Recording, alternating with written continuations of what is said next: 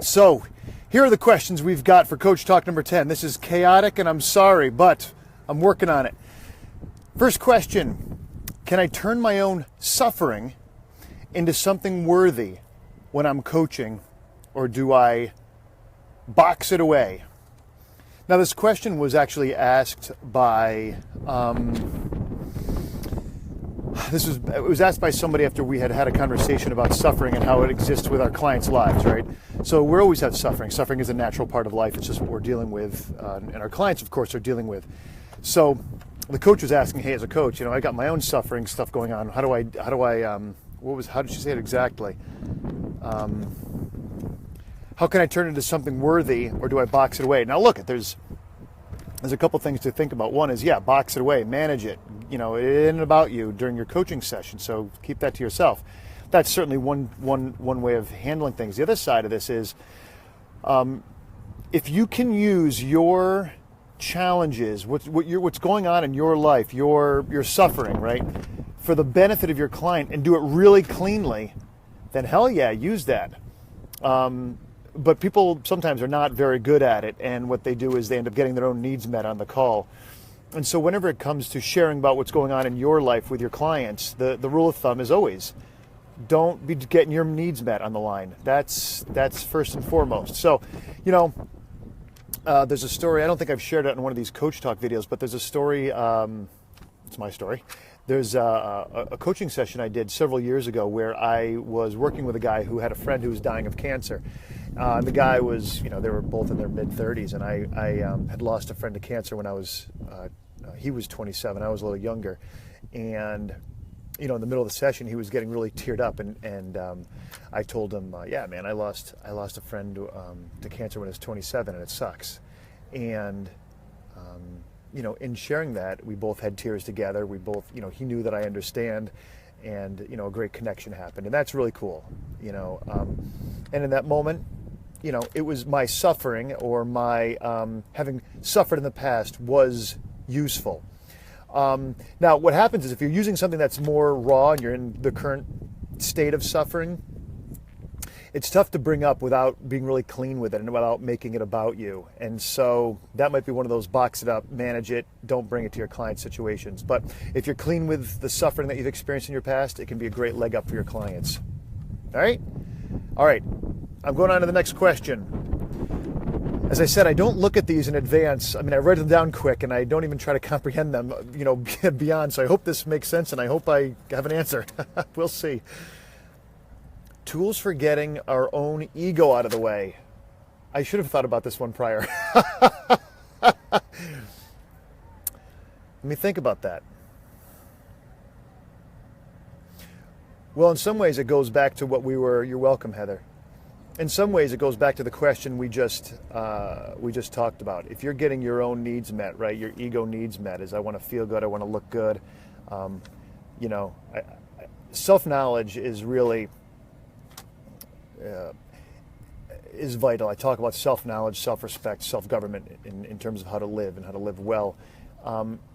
If you aren't aware of your own tendencies to, here I'm sitting right next to a car that's about to move here.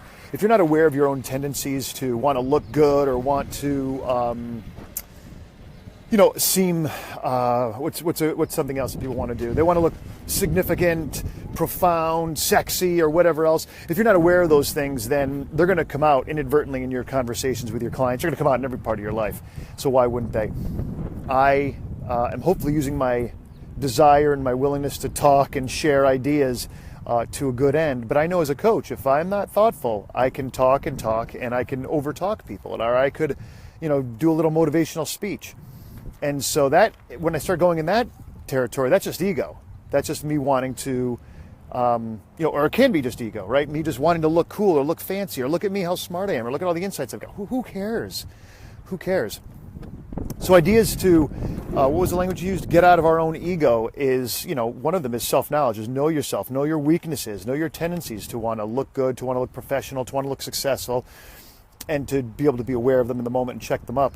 Other ego exercise, the only other thing I'll add right here is make your client more important than you. As long as you're paying attention to them and what they need, rather than making sure they knew that, yeah, I've done that kind of stuff before too, or I've been in that area, or catch yourself in your ego stuff, self-knowledge. That's where I think we start and we end the conversation. And get a coach and mess around with your own stuff and take a look at what's running you. All right? All right, number 3. What's the first step with a client who wants to move past wanting to know all the information in situations before acting? They want to guarantee the outcome. Okay, so what do you do with a client who wants to know everything? They want to understand, they want to sort through everything. I think there's a certain amount of education with your client that has to go on again and again, and reorienting them or reminding them of who they are, reminding them of what they know. I think there's a bit of education with your clients to say, hey, we don't need to understand. I'm trying to think of an example we can use here to kind of hang something on. Why did your marriage end? You know what? We've got a few reasons, and we don't know why he left or why she left or why whatever happened. We could try to figure it out for a long, long time and maybe never really get to the bottom line answer. But the truth is you're suffering, right? Or the truth is you're hurting. And then more information. Should I take this job or should I do this? Or should I do this? I need all the information. The pain in the ass here is, as a coach, if you're busy collecting information and that's all you're doing, I know I'm kind of going around the corner here, but I'm going to circle back to answer the question directly. If you're busy there's a C-130. Oh, yeah. All right. If you're busy trying to collect more and more information, the truth is you don't know all the information they would need. So that's a problem-solving technique, and it can be helpful to a certain extent. But and then what you can also do then, of course, is foster your client who wants to know more and more and more information. I would probably want to say, like, okay, we're working really hard trying to understand everything or get all the info. What do you really need in order to make a good decision? Right, because that's truly, at the end of the day, what we're wanting to do. Because you could spend all day just trying to figure everything out in order to, come to what you think is the way to safety or the way to order, right? And so, how much information do you need? What do you really need to hear? What do you really need to know? I could keep yapping on and on about that, but I think it's a pretty bottom line answer. All right, this is a quick and easy coach talk. So we got a few people on here. Any other questions you got for me before I call it a show a little early? I can make up some stuff. Let me think of any highlights I had this week. Highlights of the week. I don't have any highlights of the week. I do, but they're none of your business. Confidentiality is important in coaching. All right. I'm bringing a fourth question from now on as backup in case I get done early as I did today. All right, everybody. You guys have a good time, and coach on. I'll talk to you all next week. Peace. Oh, wait. So true. We can either figure everything out or just what's next. Shivani, yes. I was just about to hit the finish button. We can either figure out everything or what's next. Hey, you know what? There's a great quote, actually, that my wife loves, too. It's Thomas Carlyle said, "Go as far as you can see, and when you get there, you'll see further." And I love that, because it keeps us from having to figure everything out, right? What do you know? What are you really clear about now? Let's not complicate it. All right, client, do that. Call me when you're done. Do that. Text me when you've handled that on, what's today? Thursday. Call me tomorrow. Let me know you did it, or text me then, and then we'll go further. So, yeah. All right, everybody. Now it's peace. See you next week.